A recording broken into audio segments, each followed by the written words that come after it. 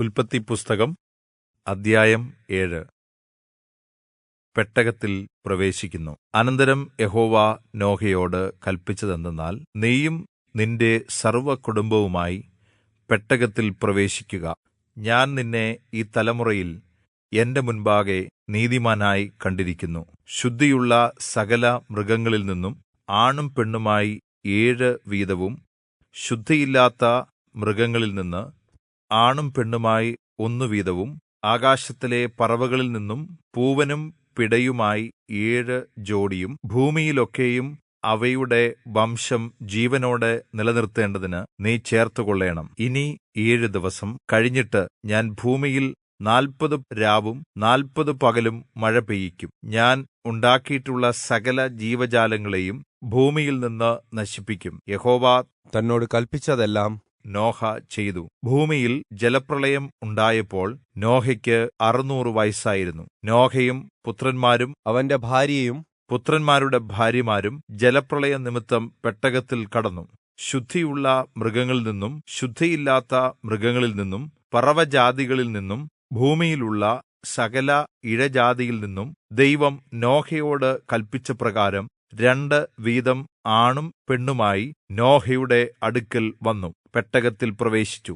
7 ദിവസം കഴിഞ്ഞ ശേഷം ഭൂമിയിൽ ജലപ്രളയം തുടങ്ങി. നോഹയുടെ ആയുസ്സിന്റെ 600 വർഷത്തിൽ 2 മാസം 17 തീയതി അന്ന് തന്നെ ആഴിയുടെ മഹാ ഉറവുകൾ ഒക്കെയും പിളർന്നു. ആകാശത്തിന്റെ ജലപ്രവാഹ ജാലകങ്ങളും തുറന്നു. 40 രാവും 40 പകലും ഭൂമിയിൽ മഴ പെയ്തു.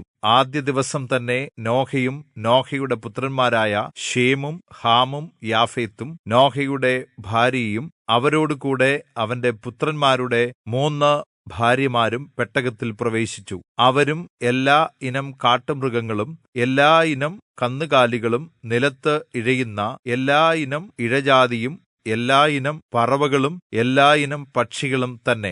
ജീവശ്വാസമുള്ള സർവ്വജഡത്തിൽ നിന്നും 2 വീതം നോഹയുടെ അടുക്കൽ വന്ന് പെട്ടകത്തിൽ പ്രവേശിച്ചു. ദൈവം നോഹയോട് കല്പിച്ചതുപോലെ അകത്ത് പ്രവേശിച്ച സർവ്വജീവികളിൽ നിന്നും ആണും പെണ്ണുമായി പ്രവേശിച്ചു. യഹോവ വാതിൽ അടച്ചു. ഭൂമിയിൽ 40 ദിവസം ജലപ്രളയം ഉണ്ടായി.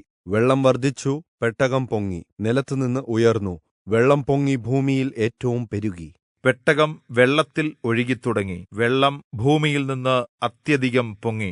ആകാശത്തിൻ കീഴിലെങ്ങുമുള്ള ഉയർന്ന പർവ്വതങ്ങളെല്ലാം മൂടിപ്പോയി. പർവ്വതങ്ങൾ മുങ്ങുവാൻ തക്കവണ്ണം വെള്ളം 7 മീറ്റർ അവയ്ക്ക് മീതെ പൊങ്ങി. പറവകളും കന്നുകാലികളും കാട്ടുമൃഗങ്ങളും നിലത്ത് ഇഴയുന്ന എല്ലാ ഇഴജാതിയുമായി ഭൂമിയിൽ ജീവജാലമെല്ലാം സകല മനുഷ്യരും മൃതിയടഞ്ഞു. കരയിലുള്ള സകലത്തിലും മൂക്കിൽ ജീവശ്വാസമുള്ളതൊക്കെയും ചത്തു. അങ്ങനെ ദൈവം ഭൂമിയിൽ മനുഷ്യനും മൃഗങ്ങളും ഇഴജാതിയും ആകാശത്തിലെ പറവകളുമായി ഭൂമുഖത്ത് ഉണ്ടായിരുന്ന സകല ജീവജാലങ്ങളെയും നശിപ്പിച്ചു.